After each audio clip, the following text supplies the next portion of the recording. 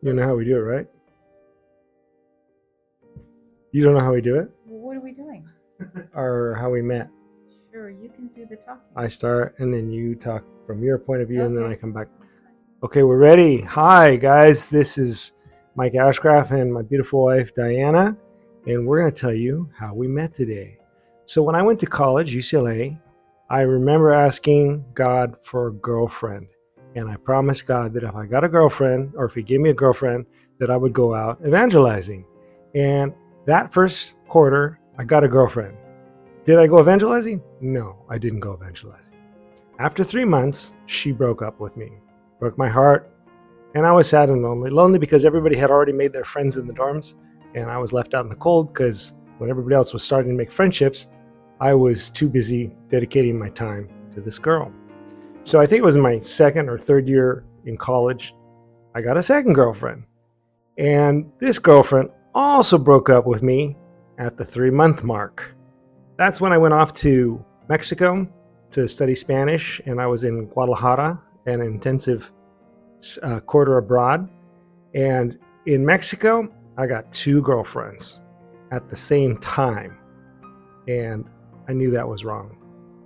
So that time came to an end, and I remember feeling bad about that. And I got to the point where I was just frustrated with the whole dating and boyfriend-girlfriend process, and I prayed to God kind of out of the bitterness of my heart and kind of with some measure of sarcasm. I said to God, just drop from heaven the one who's for me, like the stork brings a baby to parents. One day I'll open up my door and there she'll be. And from that moment on, I wanted to forget about girls. And I was just going to hang out with the guys. I wasn't going to try and impress girls with my dress or my speech or my jokes or anything. Just going to completely forget about the girls, hang out with the guys, and just have a good time. When I first started dating, I was kind of a late bloomer. And the first guy I dated was agnostic. And I'm like, it's not quite my type. So I did dump him after like 8 months. And then the second guy I dated was Christian. So I'm like, this can work out. And I found out that this guy actually, all he really was interested in was money. I'm like, that's not quite my type either. So I let that one go. And then I got involved with an atheist, and he broke my heart, and it hurt really bad. He left me because I didn't want to do what he wanted to do. So that really, really hurt. I'm like, you know what, God, this really hurts. I am so done with it. So just let the next one be the one you want for me to marry. I don't want to play around anymore. I'm done. And I began my journey on focusing on what he had for me, which was at that time college and my classes. And then not too long after that, one of my friends, we had a birthday party for me, and one of my friends started asking me, what do I want for my birthday? I'm like, well, I don't need anything. And so one of them called me up, and she was very insistent. I'm like, fine. I was kind of laughing, and I'm like, okay, blonde, blue-eyed, 6 foot tall Christian. And she laughed, and we just laughed, and that was it. We hung up, and then all of a sudden she's thinking to herself, she's like, wait a minute, I know somebody like that.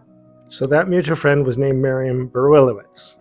And so Diana was joking about the requirements that she had for a guy just to get Marion off her back. And Marion laughed because pretty good joke.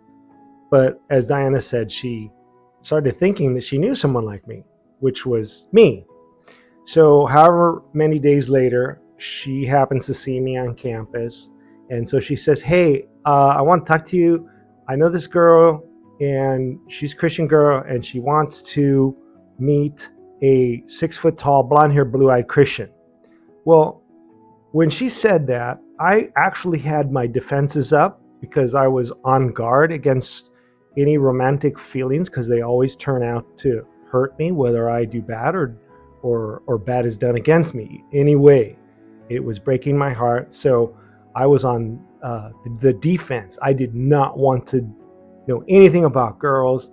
And so my defense mechanisms were, my shields were raised, so to speak. And so when she said this, I thought to myself with my cynical defense mechanism, oh, this girl, 3 out of the 4 things that she wants in a guy are purely superficial. Blonde hair, blue eyes, 6 foot tall. That's so superficial. At least the other one's Christian, but just 1 out of 4. So I thought to myself, I'm going to just respond in kind. And so I told Marion, well, I'm looking for a girl who's beautiful, rich, and Christian. Just kind of like that, like a little bit snotty. And so Marion just kind of smirked and she said, well, beauty's in the eye of the beholder, and she's going to be an engineer. So you can decide if that's rich enough for you, but she is a Christian. In that moment, I felt my defense shields come down. And I think it was the Holy Spirit. And the thought that went to my head was, well, I'll just have her as a friend. I'm not looking for anything romantically, but nothing wrong with having another friend. And so we made plans to go out. And I remember that we all agreed to meet at my apartment, and Diana was the first to show up. And the first place I saw her was on my doorstep. And not immediately did I remember that I had prayed that God, like the stork, would drop her down and I would find her one day on my doorstep. So the first place we met was on his doorstep. I remember him opening up the door, and I said, wow, he's tall. And I'm like, wow, he's red. He had just been to the beach, and he sunburns really easily. But later on, I realized he was the next person I met. And I had prayed, God, let the person you want to have to be my husband be the next one I meet. I don't want to play around. I think that this story shows that God has a sense of humor, because I wasn't seriously or sincerely praying, God, on my doorstep, drop her from heaven. It was more of a frustration. But God just showed his sense of humor and honored that prayer request. The amazing thing is that she stayed with me, and here at the 3-month mark, remember my first girlfriend broke up with me at 3 months, my second broke up with me at 3 months. At the 3-month mark, I was getting really nervous. And so when we made it past that 3-month mark, a week or two, I started to think, oh, maybe this will work out. And so that's how we got to know each other. There have been many, many significant changes. When we first met, we were going to go off after the American dream. She was going to be an engineer. I was going to be a journalist. And that got totally changed, complete upheaval, because God restored a call in my heart that I didn't even tell her that I had this call because to be a pastor, because at the time that I met her, I was thinking that it was a childhood fantasy.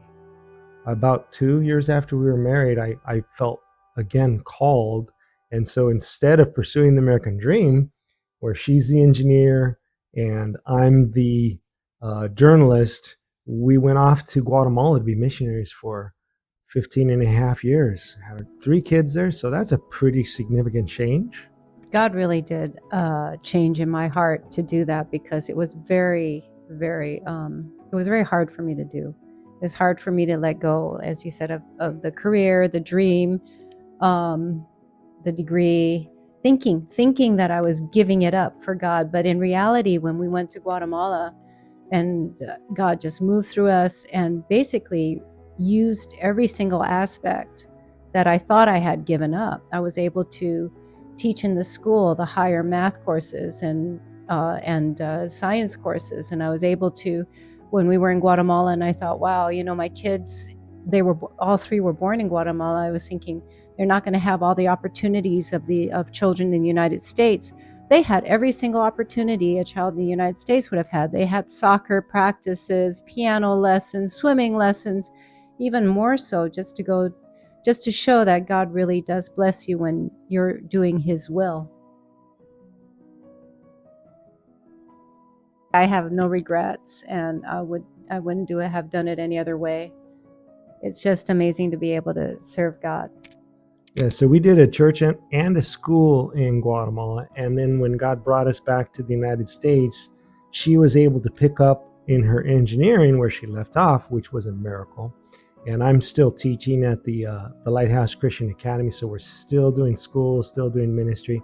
And the house that we thought we had given up, God gave us a house. Here we are in the house right here. What you're seeing is the house that God gave us. So it's just amazing what God does. Just mind-boggling if you'll serve him faithfully. We've been married for 34 years. As they say in Guatemala, mucho aguante. No comment.